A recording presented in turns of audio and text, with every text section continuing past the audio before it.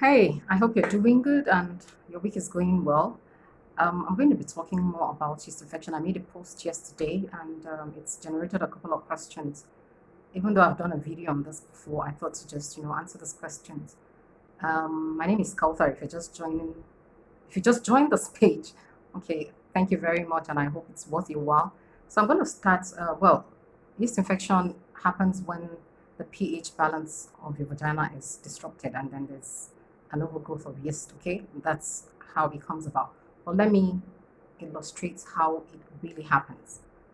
Now, take your vagina for a community, okay? A community that has vigilante, that guards it and protects it in the night or during the day when members of the community go to work. And for some reason, members of this community upset this vigilante and they decided, okay, we're just going to sleep instead of protect the community. And miscreants from another community invade this community. And of course, you know what's going to happen. They're going to wreak havoc. Okay. Even if this vigilante get up, they're going to, because they took them unaware, they're going to overpower them. So your vagina, in essence, has good bacteria. But certain factors, certain conditions, certain things, habits can actually cause this good bacteria to die off and then allow for bad bacteria to come in and do what it will do and then cause you yeast infection. That's basically what yeast infection is about. That's how it comes about. So, and I also said in the posts, I pointed out a couple of things that actually causes yeast infection. And I said women who are pregnant are prone to have yeast infection. And oh, by the way, in case you're wondering if it is just you, no, yeast infection is a very common infection amongst women. I mean, most women, if not all women, at some point in their lifetime would experience it. But the concern for so many is that it's severe, and then for some it recurs even after they've taken treatments and all of that. So it's not just you. It's something that is very common. So you need not be very worried about keeping it to yourself. It happens to most women. Like I was saying, it's a pregnant woman can have it. That one, it's something that some pregnant women might have to experience because of the mere fact that they're pregnant. Then, if your immune system is weak, say you're positive for HIV, it could happen. Okay, and prolonged use of antibiotics can cause yeast infection. Some of us, once we feel certain thing, okay, maybe like we think we'll have a boil, or sometimes even if we think something is going on in the vagina, we just pop ampiclox, tetracycline, all those things, it causes, prolonged use of it causes yeast infection. It might be taking care of that condition you're trying to, curb, but then it's causing you yeast infection. So you would have to, or you might have to be careful the way you pop antibiotics. Then the one that is caused by you, okay, is your personal hygiene. It could be poor or it could be not just good for you. By this I mean when you douche, when you use scented soaps and perfumes or whatever products in your vagina, when you insert things that aren't supposed to be inserted there. I listed a couple of things that I found women, besides the tomato, okay, a couple of things that women put there. When you do these things, when you spray perfume to mask your odor, all those things can kill off the bacteria. It messes with your pH balance and then kill off bacteria, allowing bad bacteria to go in there and cause yeast infection. So these are things that you need to be careful of. I keep saying it. You do not need any soap or fem wash or douche to clean your area. Okay. If you look at those products, they actually tell you that it prevents these things. Meanwhile, it actually causes them. And for some of these brands, they actually have cure for what their products causes. So by and large, they're making money from you. They're making money from you using their things that would cause you problem, and they're making money off of you by buying things that would supposedly cure these things that their products cost. So you have to be very careful. Do away with those things. I keep saying it. The only thing you need to wash your vagina is water.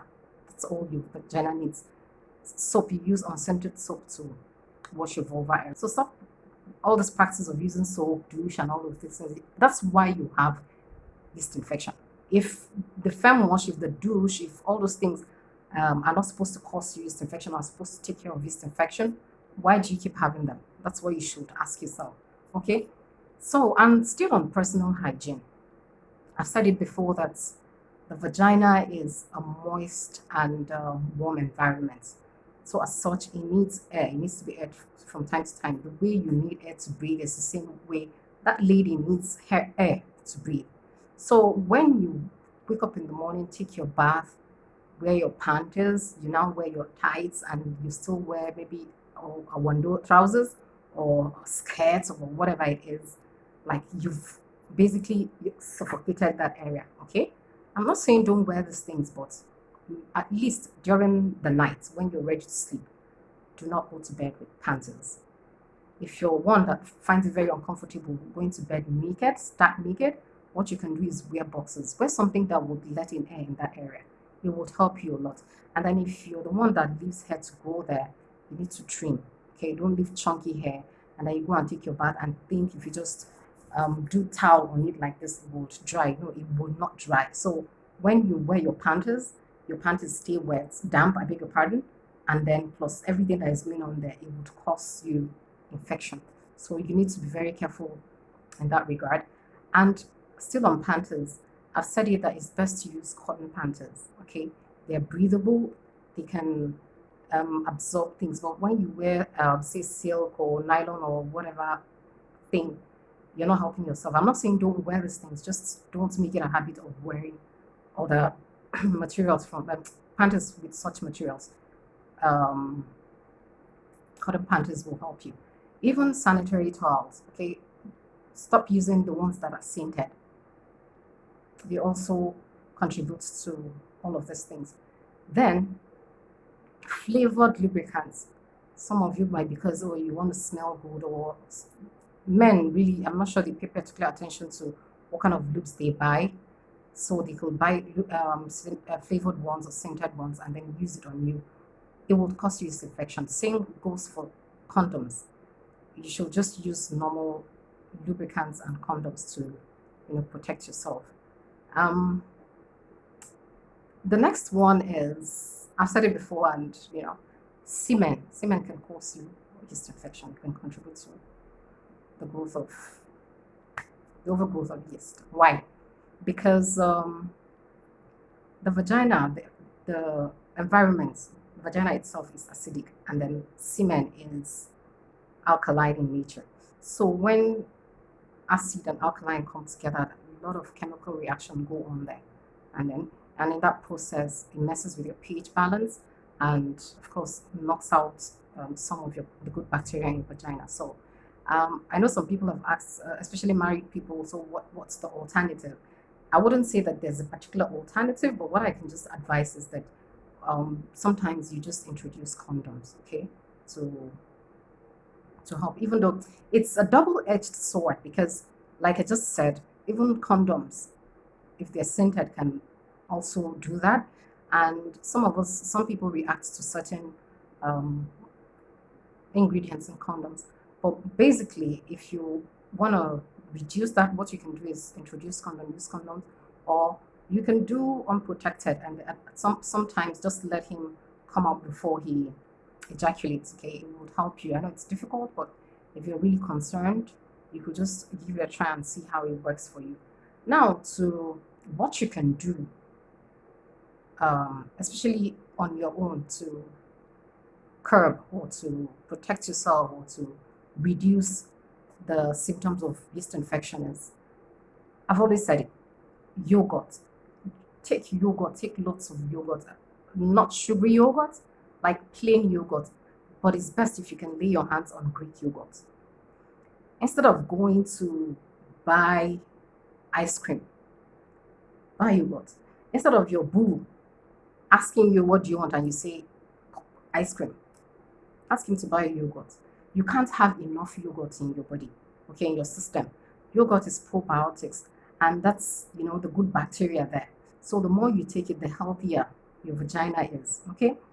And water, I've talked about it. Drink lots of water. Like, as a woman, as a human being, you need to drink water. But as a woman, you need to drink more water. It really helps. Drink lots of water. It helps in ways that you can't even imagine. Okay. And do veggies. Do a lot of vegetables, and fruits, not sugary fruits now. Like the ones that are not so sugary. Take them. And the next one will be, there's something that's called boric acid. Boric acid is said to be antifungal and antiviral, so you might want to check that out, but please do not go buy and consume. Talk to a doctor or pharmacy to let them know what's going on with you, and they will probably give you the dosage or something, what you can do about it. And I will tell you, if you're dealing with yeast infection, one thing that you don't want in excess in your system is sugar. Sugar and yeast. If you're into baking, you know what sugar does to yeast, or what happens when yeast and sugar comes in contact. So if you're dealing with yeast infection and you're consuming a lot of sugar, and when I mean sugar, I'm not just talking about white sugar, I'm not just talking about brown sugar, I'm talking about the drinks, the juice, all those things that you take that are sugary, they would continue to cause the yeast there to overgrow. So you want to stay away from these things. Then another thing that you wonder why, okay, so you've taken all these measures, you've done this, why does it recur? One will be that maybe the medication you're taking is resistant to the bacteria, okay?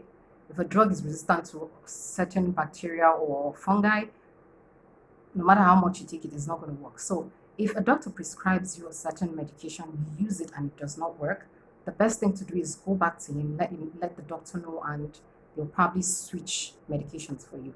Then secondly, some of us have the habit of, you have a condition, you go see a doctor, they prescribe the drugs for you, say for like 7 days, you take it for 3 4 days, you feel better, and then you just dump the drugs. You're not doing yourself good, especially in this circumstance. If you're given a dosage for 7 days, whether or not you're feeling better in 2 3 days, make sure you complete it, because if you do not complete it, what you basically did is put the bad bacteria to sleep. When they wake up, they will continue doing what they were doing there. Okay, so it's best you complete your dosage.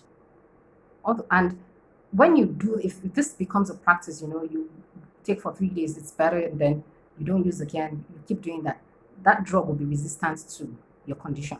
So you need to complete your dosage. When you do that, it helps tell you if this infection is treated or not. So, and then still on recurring infections, like I said, you can't have a condition, you can't do something that would cause you a condition. You treat that condition and go back to doing those things. It's going to come back again. So if you're into practices that causes you yeast infection, and then you go and treat it and return to these practices, you're bound to have the infection again. So you need to find out, like I said, you need to find out those things that you do, like this douching and everything. Find out, cut them out totally, treat yourself, and then see if it will come back. Most likely it will not come back. But then yeast infection is actually commonly known to recur. But like I said in the beginning of the video, it could be caused by condition, it could be caused by certain factors, and it could be caused by habits that you have. So if you really want to help yourself, the conditions you probably don't have control over, the factors you probably do not really have control over, but when it comes to your habits, you have control over your habits. So you need to watch your habits. Your undies, you need to wear cotton panties. I've always said it, I've said it before. Cotton panties is your best friend. If you're the one that leaves hair around there, make sure you groom it, trim it to a reasonable level so that air can get in there no matter what. If you're washing yourself, you wash front to back, not back to front. And even the way you care for your panties can help you, protect you from yeast infection, or it could also cause you to have yeast infection. If you wash your panties in the bathroom, if you wash your panties every morning and then you hang it in your bathroom, in your head you might think you have a clean panties, but the bathroom is also a warm and moist environment. So bacteria, play 10 there. So you might have a clean underwear that is laced with bacteria and you wouldn't know, you just wear it, okay? That's why it's important. I tell people once in a while, soak your unders, you know, with hot water and disinfectant. Soak them, wash them, and sun dry them. Let them get some sun. If you keep washing and hanging in the bathroom and then you take and wear and stuff like that, you're really not doing yourself well. And if you want to know more of the practices you should avoid or adopt, I did a video on how your towels can cause you infections. You might want to check that out. And several of other videos. Just go to the video section of the page, look at the titles of the video, whichever one piques your interest, you can just watch it. Just keep being safe. Drink lots of water, like I said, drink lots of water.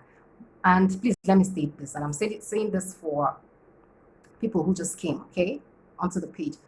Please share these videos. There's one person out there that would most likely gain from this information here. Please share, like, comment, and I'll see you in the next video.